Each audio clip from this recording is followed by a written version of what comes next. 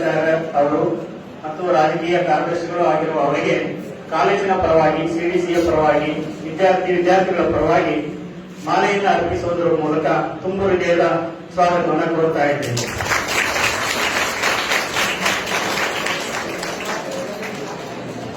ಹಾಗೆ ನಮ್ಮ ದೇಶದಾದ್ಯಂತ ಭಾರತ ದೇಶದಾದ್ಯಂತ ನಮ್ಮ ಭಾರತ ಅಂತ ಅಷ್ಟೇ ಅಲ್ಲ ಪ್ರಪಂಚದ ಹಲವು ಕಡೆ ಕೂಡ ಈ ಕೊರೋನಾ ಅನ್ನುವಂಥದ್ದು ತುಂಬಾ ತಲೆಣಿಸ್ತಾ ಇದೆ. ಎಷ್ಟು ಅಪಾಯವನ್ನು ಮಾಡಿದೆ, ಎಂತಹ ಘನಘೋರ ಸ್ಥಿತಿಗಳನ್ನು ಎದುರು ಮಾಡಿದೆ ಅಂತ ನಮಗೆಲ್ಲರಿಗೂ ಗೊತ್ತಿದೆ. ಇವಾಗ ನೀವು ತಮ್ಮ ಊರಿಂದ ಬಂದಿರುವ ಎಂತಹ ಪರಿಸ್ಥಿತಿಗಳನ್ನ ಈಗಾಗಲೇ ಕೆಲವು ದಿನಗಳ ಹಿಂದೆ ಮಾತ್ರ ಸಾರಿಗೆ ವ್ಯವಸ್ಥೆ ಎಲ್ಲ ಬಂದಿರೋದ್ರಿಂದ ಕೆಲವರು ಬಂದಿದ್ದೀರಾ. ಇದಕ್ಕಿಂತ ಮುಂಚೆ ಈ ಕೊರೋನಾ ಅನ್ನೋದು ಹೇಗೆ ನಮ್ಮಲ್ಲಿ ಪರಿಣಾಮ ಬೀರಿದೆ ಅಂದ್ರೆ ನಮ್ಮ ತರಗತಿಗಳನ್ನು ಸಹ ನಾವು ಕಾಲೇಜಿಗೆ ಬಂದು ಕೇಳುವಂತಹ ಪರಿಸ್ಥಿತಿ ನಮಗಿಲ್ಲ.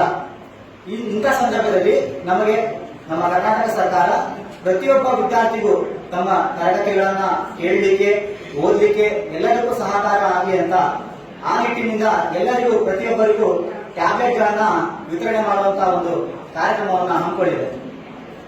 ಇದೇ ರೀತಿ ನಮ್ಮ ಕ್ಷೇತ್ರದ ಶಾಸಕರಾದಂತಹ ರೇಣುಕಾಚಾರ್ಯ ಸರ್ ಅವರು ನಮಗೆ ಎಲ್ಲಾ ರೀತಿಯಲ್ಲೂ ಸಹಕಾರವನ್ನು ಕೊಟ್ಟಿದ್ದಾರೆ.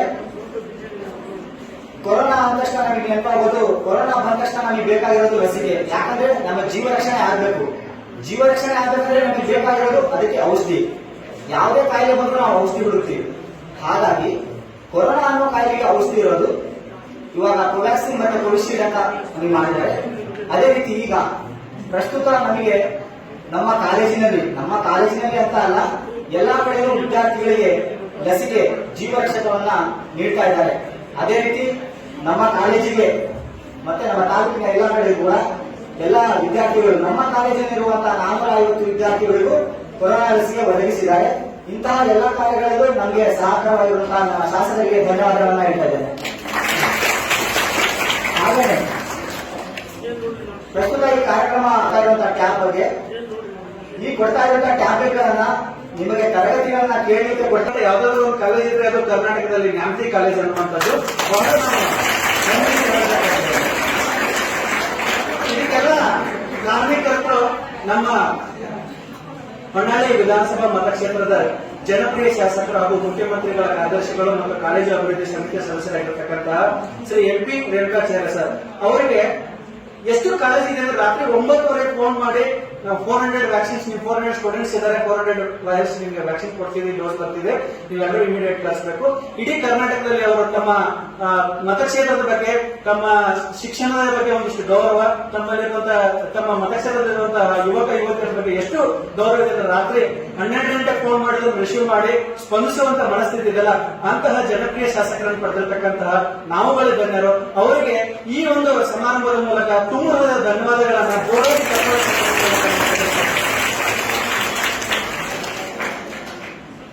ಹಾಗೇನೆ ಉಚಿತ ಟ್ಯಾಬ್ಲೆಟ್ ಬಿಡ್ತಾರೆ. ಬೇರೆ ಕಾನ್ಸ್ಟಿಟ್ಯೂಷನ್ 224 ಕಾನ್ಸ್ಟಿಟ್ಯೂಷನ್ ನೋಡಿದ್ರು ಸಾಂಕೇತಿಕವಾಗಿ ಉದ್ಘಾಟನೆ ಮಾಡಿ ಆಯಾ ಲೆಕ್ಚರರ್ ಸಂಸ್ಥಿದ್ದಾರೆ. ಸೊ ನಮ್ಗೆ ಅವ್ರು ಖುದ್ದಾಗಿ ಫೋನ್ ಮಾಡಿ ಹೇಳಿ ನಾನೆಲ್ಲ 179 ವಿದ್ಯಾರ್ಥಿಗಳು ನಾವೇ ಕೊಡ್ತೀವಿ ಅನ್ನುವಂತ ಮನೋಭಾವವನ್ನು ಹೊಂದಿದ್ದಾರೆ. ಅವರ ಅಷ್ಟು ಸರಳತೆ ನಮ್ಗೆಲ್ಲರೂ ಮಾದರಿಯಾಗಲಿ. ಅವರಿಗೆ ದೇವರು ಇನ್ನೂ ಕೂಡ ಹೆಚ್ಚಿನ ಸೇವೆಯನ್ನು ಕಲ್ಪಿಸಿ ಇಂತಹ ಕರೋನಾ ಸಂದರ್ಭದಲ್ಲಿ ಅವರು ಇಡೀ ದೇಶದಲ್ಲಿಯೇ ಗುರುತಿಸುವಂತಹ ಒಬ್ಬ ಶಾಸಕರಾಗಿದ್ದಾರೆ. ಸೊ ನೀವೆಲ್ಲ ಸಾಮಾಜಿಕ ಜಾಲತಾಣಗಳಲ್ಲಿ, ಟಿವಿ ಮಾಧ್ಯಮಗಳಲ್ಲಿ ಅವ್ರ ಬಗ್ಗೆ ನೋಡ್ತಾ ಇರ್ತೀರಿ. ಸೊ ಇಂತಹ ಶಾಸಕರನ್ನು ಪಡೆದಿರ್ತಕ್ಕಂಥ ನೀವುಗಳೆಲ್ಲರೂ ಒಂದು ಆಶಯ ಮನೋಭಾವವನ್ನು ಇಟ್ಕೊಂಡು ಮುಂದೆ ನೀವು ಈ ತರ ಟ್ಯಾಬ್ಗಳನ್ನು ತಗೊಂಡು ಆನ್ಲೈನ್ ಶಿಕ್ಷಣವನ್ನು ಪಡ್ಕೊಂಡು ಉನ್ನತ ಹುದ್ದೆಯನ್ನು ಅಲಂಕರಿಸಿದರೆ ಅವರ ಸೇವಾ ಮನೋಭಾವಕ್ಕೆ, ಅವರ ಸೇವೆಗೆ ಒಂದಿಷ್ಟು ಅರ್ಥ ಬರ್ತದೆ ಅಂತ ಹೇಳಿ ನಾನು 2 ಮಾತುಗಳು ವಿವರಣೆ ಮಾಡ್ತೇನೆ. ಜೈ ಹಿಂದ್. ಇವತ್ತು ಒಂದು ಕೊರೋನಾ ಹೊಸ ಪ್ಯಾಂಡಮಿಕ್ ಇಂದ ನಾವು ಎಷ್ಟೊಂದು ಕಷ್ಟಪಟ್ಟಿದ್ದೀವಿ ಅಂತ ಈಗೂ ಕಷ್ಟನೇ ಮಾಡ್ತಾ ಇದ್ದೀವಿ, ಗೊತ್ತಾಗ್ತಾ ಇದೆ ನಮ್ಗೆ. ಅದರಿಂದ ಆಫ್ಲೈನ್ ಕ್ಲಾಸ್ ಮಾಡ್ಲಿಕ್ಕೆ ಆಗ್ತಾ ಇಲ್ಲ. ಆದ್ರಿಂದ ಆನ್ಲೈನ್ ಕ್ಲಾಸ್ ಅಲ್ಲಿ ಮಕ್ಕಳು ಪಾಠ ಕಲೀಲಿ, ಪಾಠ ಶಿಕ್ಷಣ ಯಾವುದು ಹಿಂದುಳಿಬಾರ್ದು ಅಂತ ಆ ರೀತಿಯಿಂದ ಎಲ್ಲರಿಗೂ ಆನ್ಲೈನ್ ಕ್ಲಾಸ್ ಮಾಡ್ಲಿಕ್ಕೋಸ್ಕರ ಸರ್ಕಾರ ಟ್ಯಾಬ್ ವಿತರಣೆ ಮಾಡ್ತಾ ಇದೆ. ಅದಕ್ಕೆ ಸಹಕಾರ ಮಾಡ್ತಿರುವ ಶಾಸಕರಿಗೂ ಧನ್ಯವಾದಗಳು ಮತ್ತು ಎಲ್ಲ ಶಿಕ್ಷಕರಿಗೂ ಧನ್ಯವಾದಗಳು.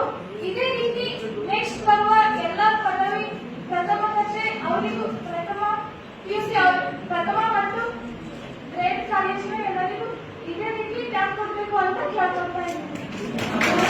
ಸರ್ಕಾರದ ಮಹತ್ವಾಕಾಂಕ್ಷೆ ಕಾರ್ಯಕ್ರಮ ಸಾಂಕೇತಿಕವಾಗಿ ಇದೇ ವೇದಿಕೆಯಲ್ಲಿ 10 ಜನರಿಗೆ ನಾವು ವಿತರಣೆ ಮಾಡಿದ್ವಿ. ಹೊನ್ನಾಳಿಯಲ್ಲಿ 30 ಜನ ವಿದ್ಯಾರ್ಥಿಗಳಿಗೆ ವಿತರಣೆ ಮಾಡಿದ್ವಿ. ಬೆಳಗುತ್ತಿಯ ಆಲೇಶಪ್ಪನ ಸುಪುತ್ರಿ ಹೆಸರೇನು ಪೂಜೆ ಇದೆ, ಅಲ್ಲಿ ಕರೆ ಮಾಡಿದ್ರು ಮತ್ತು ನಮ್ಮ ಜಗದೀಶ್ ಕರೆ ಮಾಡಿದ್ರು. ಏನ ಒಂದೇ ಫೋನ್ ಆದೇಶ ಮಾಡಿ ಸಂಜೆ ನನಗೆ ಕರೆ ಬಂದರು ಜಗದೀಶ್ ಮತ್ತು ಆದೇಶದಿಂದ.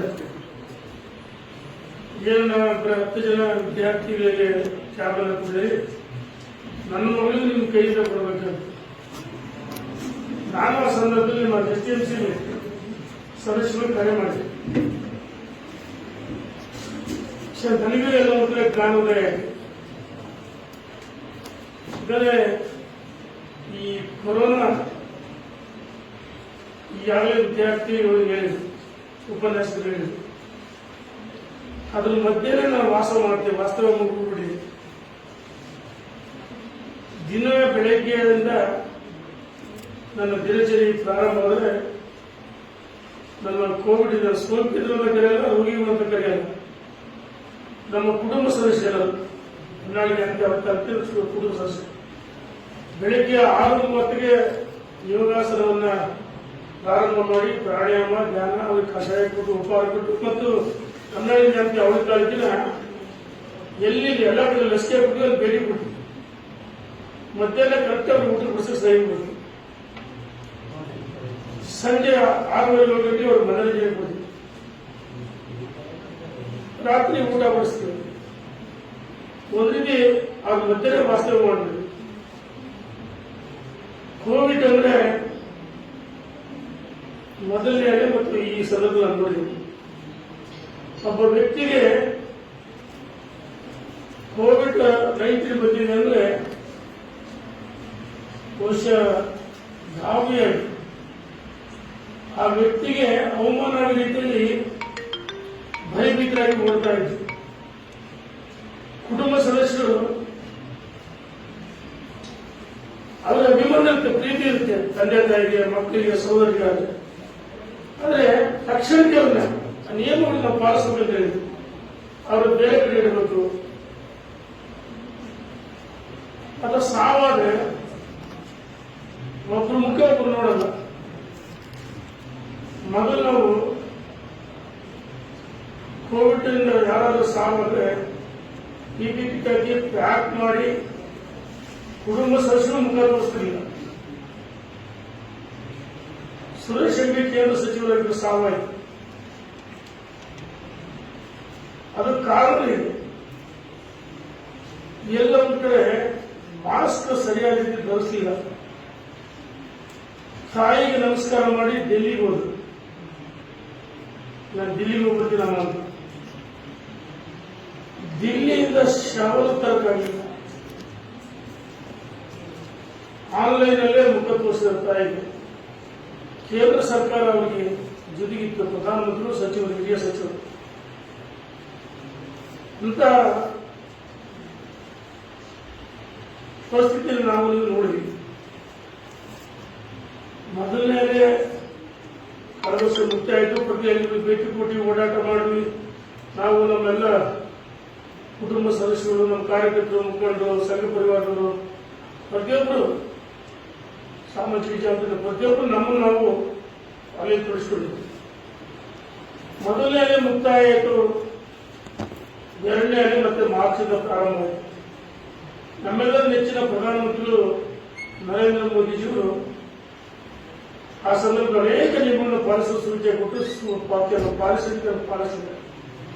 ಅದೇ ರೀತಿ ಯಡಿಯೂರಪ್ಪ ಸಹ ಪ್ಯಾಕೇಜು, ಕೆಲವು ಕಠಿಣ ಕ್ರಮ, ಲಾಕ್ಡೌನ್ ಕಠಿಣ ಕ್ರಮ ತೆಗೆದುಕೊಂಡ್ರು. ಆ ಸಂದರ್ಭದಲ್ಲಿ ಕೆಲವು ಅಪಪ್ರಚಾರಗಳು.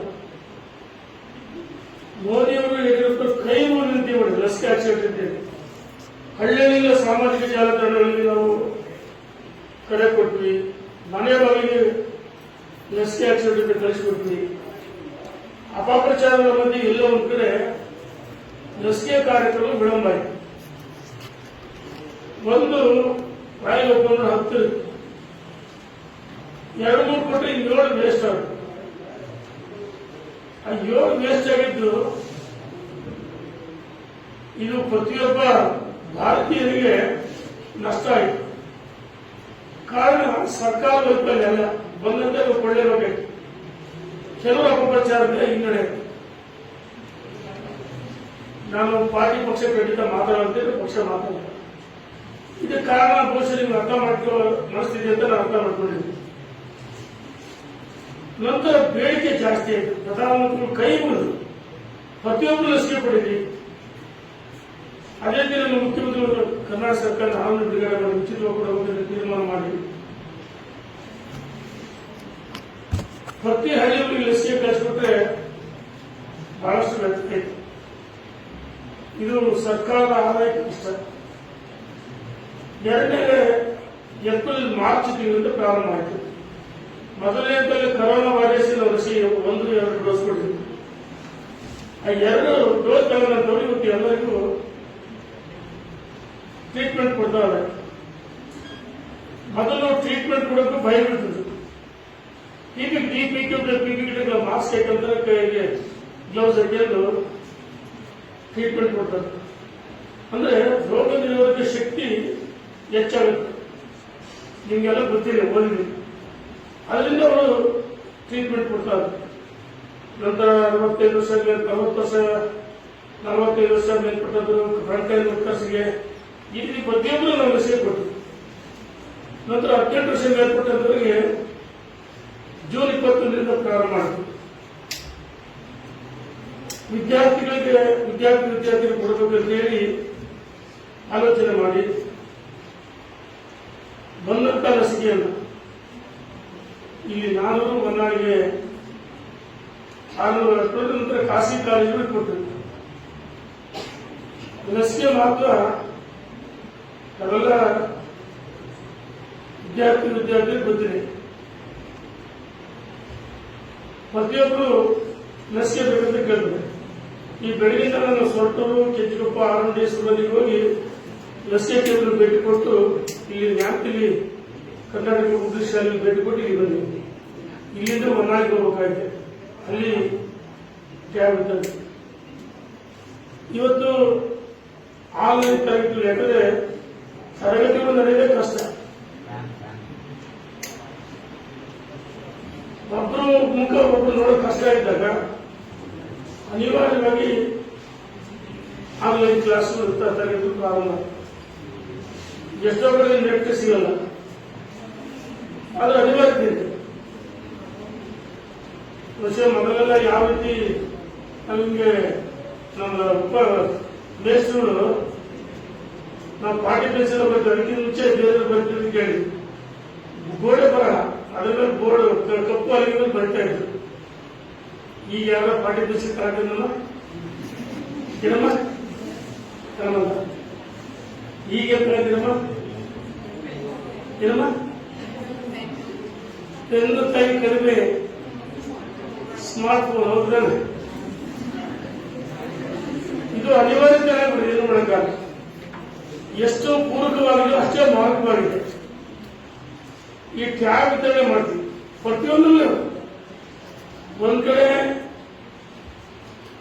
ನ್ಯೂನತೆ, ಇನ್ನೊಂದ್ ಕಡೆ ಅದು ಪಾಸಿಟಿವ್ ಇರುತ್ತೆ, ಎರಡೂ ಇರುತ್ತೆ. ಅದನ್ನು ಸ್ವೀಕರಿಸಿದ ಪರಿಸ್ಥಿತಿ ನಿಮ್ಮಲ್ಲಿರಬೇಕು. ಇವತ್ತು ಅನಿವಾರ್ಯತೆ. ಈಗೆಲ್ಲ ಮೊದಲು ಕಂಪ್ಯೂಟರ್ಗಳು ಇವೆಲ್ಲ ಇಲ್ಲ. ಕಂಪ್ಯೂಟರ್ ಬಂದು ಕಂಪ್ಯೂಟರ್ಗಳು ಅಷ್ಟೇ ಎಲ್ಲ ಒಂದು ಕಡೆ ಶಾಲಾ ಕಾಲೇಜುಗಳಲ್ಲಿ ಆಫೀಸ್ಗಳಲ್ಲಿ ಕಂಪ್ಯೂಟರ್ಗಳು. ಈಗೆಲ್ಲ ಲ್ಯಾಪ್ಟಾಪ್ ಕಡಿಮೆ ಆಗುತ್ತೆ. ಈಗೇನು ಸ್ಮಾರ್ಟ್ ಫೋನು ಈಗ ಐಪಾಡ್ ವಿತರಣೆ ಮಾಡ್ತೀವಿ. ಅನಿವಾರ್ಯತೆ ಇದೆ. ಇದನ್ನು ಸದ್ಬಳಕೆ ಮಾಡಿಕೊಡ್ರಿ. ಮೊದಲನೇ ಲಸಿಕೆ ನೀವು ಕೊಡ್ರಿ. ಎರಡನೇ ದಿವಸ ಆ ದಿವಸದೊಳಗಾಗಿ ಕೋವ್ಯಾಕ್ಸಿನ್ ಕೊಡ್ತಂದ್ರೆ ಕೋವ್ಯಾಕ್ಸಿನ್ ಕೊಡಿ. ಎರಡನೇ ಡೋಸ್ ಆ ದಿವಸದೊಳಗೆ ಕೊಡ್ತೀವಿ. ಹೊನ್ನಾಳಿ ನ್ಯಾಮತಿ ತಾಲೂಕಲ್ಲಿ 1 ಲಕ್ಷಕ್ಕೂ ಹೆಚ್ಚು 80,000 ಲಸಿಕೆ ನಾವು ಕೊಟ್ಟಿದ್ವಿ. ಇನ್ನೂ 1 ಲಕ್ಷ ಲಸಿಕೆ ಬೇಕು. ಎರಡನೇ ಅಲೆ ನಾವೇ ನಮ್ಮನ್ನು ಸಮರ್ಪಣೆ ಮಾಡಿಕೊಂಡಿದ್ವಿ. ಇದು ಪ್ರಚಾರಕ್ಕೋಸ್ಕರ ಸಾಮಾಜಿಕ ಜಾಲತಾಣ ಅಪ್ಲೋಡ್ ಮಾಡಿಲ್ಲ. ಸಾಮಾಜಿಕ ಜಾಲತಾಣಗಳನ್ನ ಬಳಕೆ ಮಾಡೋದ್ರಲ್ಲಿ ಯಾವ ರೀತಿ ಅಂತ ಕಲಿಬೇಕು ಪೂರಕವಾಗಿ. ಅದರಿಂದ ನಾವೇಳಿದ್ರೆ ಪೂರಕತೆ ಇರುತ್ತೆ, ಮಾರ್ಗ ಇರುತ್ತೆ. ಬೇರೆಯವರಿಗೆ ಪ್ರೇರಣೆ ಆಗಲಿ, ಬೇರೆಯವ್ರ ಜಾಗೃತಿ ಮೂಡಲಿ, ಆ ಕಾರಣಕ್ಕೋಸ್ಕರ ಪ್ರಚಾರಕ್ಕೋಸ್ಕರ ನಾವು ಕೆಲಸ ಮಾಡಬಾರ್ದು. ನಾವು ಮಾಡಿದಂತ ಕೆಲಸ ಬೇರೆಯವರಿಗೆ ಪ್ರೇರಣೆಗೋಸ್ಕರ ಪ್ರಚಾರ ಬೇಕು. ಕೆಲವರೇ ಪ್ರಚಾರಕ್ಕೋಸ್ಕರ ಮಾಡ್ತಾರೆ, ಅವಶ್ಯಕತೆ ಇಲ್ಲ ನನಗೆ. ಅಥವಾ ಕೆಲವರು ನಮ್ಮನ್ನ ಹೊಗಳೋದಂದ್ರೆ ವಾಸ್ತವಾಂಶ ಹೇಳ್ತಾರೆ. ಇನ್ನು ಕೆಲವರು ನಮ್ಮ ಟೀಕೆ ಟಿಪ್ಪಣಿ ಮಾಡ್ತಾರೆ, ಏನೋ ಅದಕ್ಕೆ ತಲೆ ಕೆಡಿಸಿದ ಅವಶ್ಯಕತೆ ಇಲ್ಲ. ನಾನು ನಮ್ಮ ಕರ್ತವ್ಯವನ್ನು ಮಾಡಿದ್ರಿಂದ ಇದನ್ನ ಹೊಗಳಲಿ ಅಂತ ತೆಗಲಿ ಎರಡನ್ನೂ ಸ್ವೀಕಾರ ಮಾಡಿಸಲಿಕ್ಕೆ ಮನಸ್ಥಿತಿ ಇರಬೇಕು. ಆ ಮನಸ್ಥಿತಿ ನಿಮಗೂ ಇರಬೇಕು. ಪ್ರತಿಯೊಂದು ನಮ್ಮ ಕರ್ತವ್ಯ. ನಾನು ನನ್ನ ಕರ್ತವ್ಯವನ್ನು ಮಾಡಿದ್ದೀನಿ.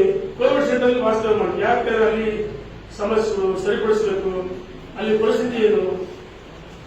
ಅಲ್ಲಿ ಕೋವಿಡ್ಗೆ ಅದರಲ್ಲೇ 2 ಸರಿ ನನಗೆ ಪಾಸಿಟಿವ್ ಬಂತು. ಒಂದು ರೀತಿ ಬಂಡ ಧೈರ್ಯ, ಅದೇನಾಗುತ್ತೆ ಆಗಬೇಕು ನೋಡೋಣ ಅಂತ. ಅಲ್ಲಿ ಮುಖ್ಯಮಂತ್ರಿಗಳು ಬೈತಾರೆ, ಸಚಿವರು ಬೈತಾರೆ, ಶಾಸಕರು ಬೈತಾರೆ, ಬಹಳಷ್ಟು ಜನ ಹಿತೈಷಿಗಳು ಮತ್ತು ಈ ಬುದ್ಧಿಜೀವಿಗಳಿರ್ತಾರೆ. ಅವರಲ್ಲಿ ಕರೆ ಮಾಡಿದ್ರು, ಏನ್ ಸಾರ್ವಜನಿಕ ಸರ್ಸಾಟ ಆಡ್ತೀನಿ ಅಂತ ಕೇಳಿ. ಮಾಧ್ಯಮ ಸ್ನೇಹಿತರು ವರದಿ ಮಾಡೋದು ಬಹಳ ಚೆನ್ನಾಗಿ ಮಾಡಿದ್ರೆ, ಹಿಂಗಕ್ಕೆ ಏನು ಈ ತರ ಮಾಡ್ತೀರಿ. ಆದ್ರೆ ನಾನು ಯೋಚನೆ ಮಾಡಿದೆ, ನಾನು ಈ ಕ್ಷೇತ್ರದ ಒಬ್ಬ ಶಾಸಕ ಅಲ್ಲ, ಪ್ರತಿನಿಧಿ, ನಿಮ್ಮ ಸೇವಕ, ನಿಮ್ಮ ಸಹೋದರ ಮನೆಗೆ ಹೋಗಿ ನನ್ನ ಕರ್ತವ್ಯವನ್ನು ಮಾಡಿದೆ. ಬೇರೆಯವರು ಎದುರ್ತಾ ಇದ್ರು, ಪಾಸಿಟಿವ್ ಬಂದು ಅವಮಾನ ಮಾಡ್ತದೆ. ನಮ್ಮ ಹೋರಾಟ ವ್ಯಕ್ತಿ ವಿರುದ್ಧ ಅಲ್ಲ, ರೋಗಿ ವಿರುದ್ಧ ಅಲ್ಲ, ಕರೋನಾ ವಿರುದ್ಧ. ಮೊದಲು ಆ ಹೋರಾಟವನ್ನ ಆತ್ಮಸ್ಥೈರ್ಯ ಮೂಡಿಸಿ ಅವರಿಗೆ ಮನರಂಜನೆ ಏನು ಕಾರ್ಯಕ್ರಮಗಳು ಎಲ್ಲವೂ ಏನಪ್ಪ ನಮ್ಮನ್ನು ಹೊರಗಡೆಗಾಗಿ ತಂದಿಟ್ಟು ಆ ಫೀಲಿಂಗ್ ಬರುವಂತೆ ಅವ್ರಿಗೆ ಆತ್ಮಸ್ಥೈರ್ಯ ತುಂಬತಕ್ಕಂಥ ಕೆಲಸ ಪ್ರತಿನಿತ್ಯ ನಾವೆಲ್ಲ ಮಾಡಿದ್ವಿ. ಮಾಡಿದ್ರೆ ನಮ್ಮ ಕರ್ತವ್ಯ. ಇವತ್ತು ನಾವು ಮಾತಾಡ್ತಿದ್ದೀವಿ ಅಂದ್ರೆ ವೇದಿಕೆ ಮೇಲೆ, ಮೈಕ್ ಮುಂದೆ, ಈ ಕ್ಷೇತ್ರದ ಜನತೆಯ ಆಶೀರ್ವಾದ, ತಂದೆ ಆಶೀರ್ವಾದ ಮಾಡಿದ್ರೆ ನಾನು ಎಲ್ಲ ಒಂದ್ ಕಡೆ ಕಟ್ಟೆ ಮೇಲೆ ಕೂತು ಹೋಟೆಲ್ ಅಂಗಡಿ ಮುಂದೆ ಚಾ ಕುಡಿದು ಅಥವಾ ಬಿಡಿ ಸಿಗರೇಟ್ ಸೇರಿದ್ದು ಗೊತ್ತಿಲ್ಲ. ಇದು ವಾಸ್ತವಾಂಶ ಸತ್ಯ. ನಾನು ಹಳ್ಳಿ ಉತ್ಕೊಳ್ಳೋನು, ವ್ಯವಸಾಯ ಮಾಡಿದ್ದೀನಿ. ಇದು ಕೆಲವೊಂದು ಯೋಗ ಆಶೀರ್ವಾದ, ಇದನ್ನ ಒಂದು ಸವಾಲನ್ನ ಸ್ವೀಕಾರ ಮಾಡಿ ನಮ್ಮ ಜನರು ರಕ್ಷಣೆ ಮಾಡಲೇಬೇಕು. ಸವಾಲ ಸ್ವೀಕಾರ ಮಾಡಿ ಜನರು ಕೋವಿಡ್ ಸೆಂಟರ್ಗಳಿಗೆ ಅಷ್ಟೇ ಅಲ್ಲ, ಹಾಸ್ಪಿಟಲ್ಗಳು, ಆಕ್ಸಿಜನ್ ಪ್ಲಾಂಟ್ ಏನ್ ಬೇಕು ಎಲ್ಲವನ್ನೂ ವ್ಯವಸ್ಥೆ ಮಾಡಿದ್ರು. ಪ್ರಧಾನಮಂತ್ರಿಗಳು, ಮುಖ್ಯಮಂತ್ರಿಗಳು ಆಶೀರ್ವಾದ. ನಮ್ಮ ಕ್ಷೇತ್ರಕ್ಕೆ ಏನ್ ಕೇಂದ್ರ ಮಾಡಿ ಮುಖ್ಯಮಂತ್ರಿ ಮಂಜೂರಾತಿ ಕೊಡೋದು. ಒಂದು ರೀತಿ ಆಧುನಿಕ ಭಗೀರಥ ಮುಖ್ಯಮಂತ್ರಿ. ನಾವು ಕೆರೆ ತುಂಬಿಸಕ್ಕೆ, ಕುಡಿಯ ನೀರಿಗೆ ಏನಕ್ಕೆ ರಸ್ತೆಗಳು ಬಿಡುಗಡೆ ಮಾಡ್ತಾರೆ, ಪುಣ್ಯ. ಅದನ್ನು ಸದ್ಬಳಕೆ ಮಾಡಿಕೊಂಡು ಕ್ಷೇತ್ರದ ಅಭಿವೃದ್ಧಿ ಜೊತೆಗೆ ಕರೋನಾ ವಿರುದ್ಧ ಪ್ರಧಾನಮಂತ್ರಿಗಳು ಯಾರಿಗೆ ಸಮರವನ್ನು ಸಾರಿ ನಾವು ಸಮರವನ್ನು ಸಾರಿ ಮುನ್ನುಗ್ಗಿದ್ವಿ. 2 ಸರಿ ಪಾಸಿಟಿವ್ ಬಂದು ನನಗೆ ಆತ್ಮವಿಶ್ವಾಸ ಮತ್ತು ಯೋಗಾಸನ, ವಾಯುವಿಹಾರ, ಪ್ರಾಣಾಯಾಮದಿಂದ ಗುಣಚೇತರಿಕೆ ಆಗಿದೆ. ನನಗಿರ್ತಕ್ಕಂಥ ಅನುಭವಗಳನ್ನ ಬಳಸಿಕೊಂಡು ಆತ್ಮಸ್ಥೈರ್ಯ ತುಂಬತಕ್ಕಂಥ ಕೆಲಸ ಮಾಡಿದ್ದೀನಿ. ನೀವು ನನ್ನದೊಂದು ವಿನಂತಿ, ನಿಮ್ಮ ಕುಟುಂಬ ಸದಸ್ಯನ ಮೊದಲು ಮನೆಗೆದ್ದು ಮಾರ್ಗೆಲ್ಲಬೇಕಂತಾರೆ.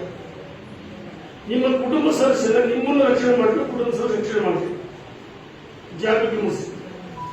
ನಂತರ ನೆರೆಹೊರೆಯವ್ರನ್ನ, ಹಳ್ಳಿಯನ್ನ, ಈ ದೇಶದ ಸಂಪತ್ತು ಆಸ್ತಿ. ನೀವು ಎಷ್ಟು 1000 ಕೋಟಿ ಇದ್ರೂ ಅದು ಸಂಪತ್ತಲ್ಲ.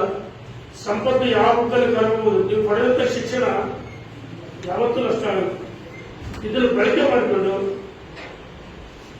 ಪ್ರತಿಯೊಬ್ಬರು ಜಾಗೃತಿ ಮೂಡಿಸಬೇಕು. ಈಗಾಗಲೇ 2ನೇ ಹಳ್ಳಿಯಿಂದ 40 ಜನ ಅದ, 60 ಜನ ಅದ. ಇಲ್ಲಿ ಒಂದು ಆಂಟಿಲ್ ಮುಗಿಸಿ, ಇಲ್ಲ ಹೊನ್ನಾಳಿ ಮುಗಿಸಿ ಅವರಿಗೆ ಊಟ ಬಡಿಸಿ ಕಳಿಸ್ತೀವಿ. ಪ್ರತಿ ದಿವಸ ಹೋಗುವ ಸಂದರ್ಭದಲ್ಲಿ ಅವರಿಗೆ ಧೈರ್ಯ ತುಂಬಿ ಜಾಗೃತಿ ಮೂಡಿಸಬೇಕು ಅಂತೇಳಿ ಅವರಿಗೆ ಹೂವಿನ ಮಳೆಯಿಂದ ಸುರಿಸ್ತೀವಿ ಅವರಿಗೆ ನದಿ ಅಂತ ಕೆಲಸ. ಪುಣ್ಯ ಕೆಲಸ, ನನಗೆ ಅವಕಾಶ ಸಿಕ್ಕಿದೆ, ಪುಣ್ಯದ ಕೆಲಸ ಮಾಡ್ತಾ ಇದ್ದೀವಿ. ನೀವು ಪ್ರತಿಯೊಬ್ಬರು ಕೊರೋನಾ ವಾರಿಯರ್ಸ್ ಆಗ್ತಿರಮ್ಮ. ನನಗೆ ರಾಜಕೀಯದ ಮುಂದೆ ಯಾವುದೂ ಅಪೇಕ್ಷೆ ಇಲ್ಲ, ಖಂಡಿತ. ಇದೊಂದು ಪವಿತ್ರ ಸ್ಥಳ.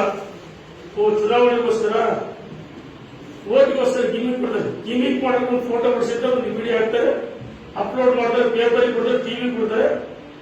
2 ದಿವಸ ಕಾಣದಂತ ಮಾಯವಾದಂತ ನಾನು ಹಂಗಲ್ಲ. ಸದಾ ಸಕ್ರಿಯವಾಗಿ ಜನರ ಮಧ್ಯೆ ಇತ್ತು. ಅದು ಏನಂತ ನೋಡೇ ಬಿಡ ಅಂತ ಹೇಳ್ತಕ್ಕಂಥ ವ್ಯಕ್ತಿ ಇದೆ, ಬಂಡದೆ.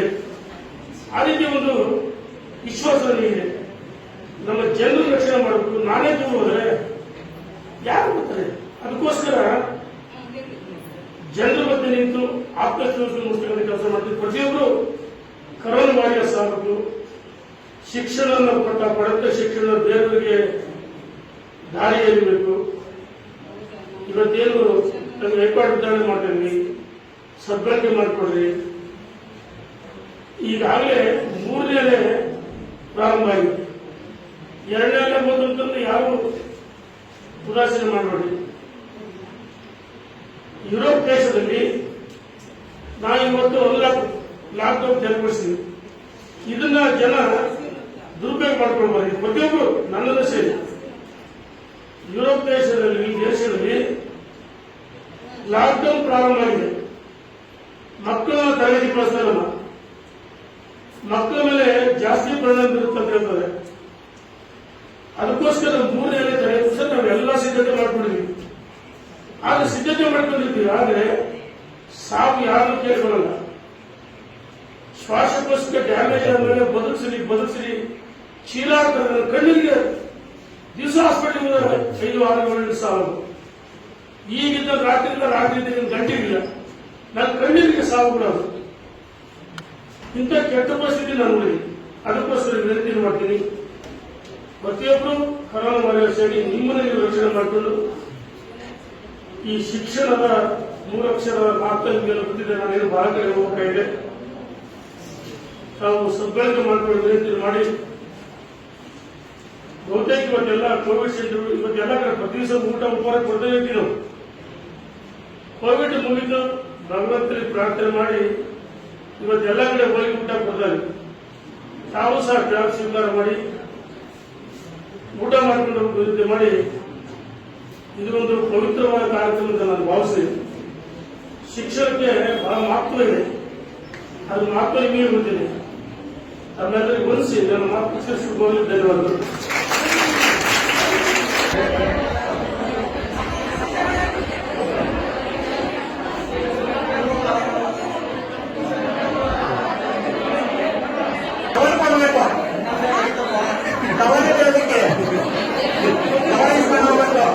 ಎಂಟ್ರಿ ಮಾಡಿ ನಿಮ್ಮ ಸೀರಿಯಲ್ ನಂಬರ್ ಎಂಟ್ರಿ ಮಾಡಿದ್ರೆ ಮಾತ್ರ ನಾವು ಅಪ್ಡೇಟ್ ಮಾಡ್ತೀವಿ. ಯಾರು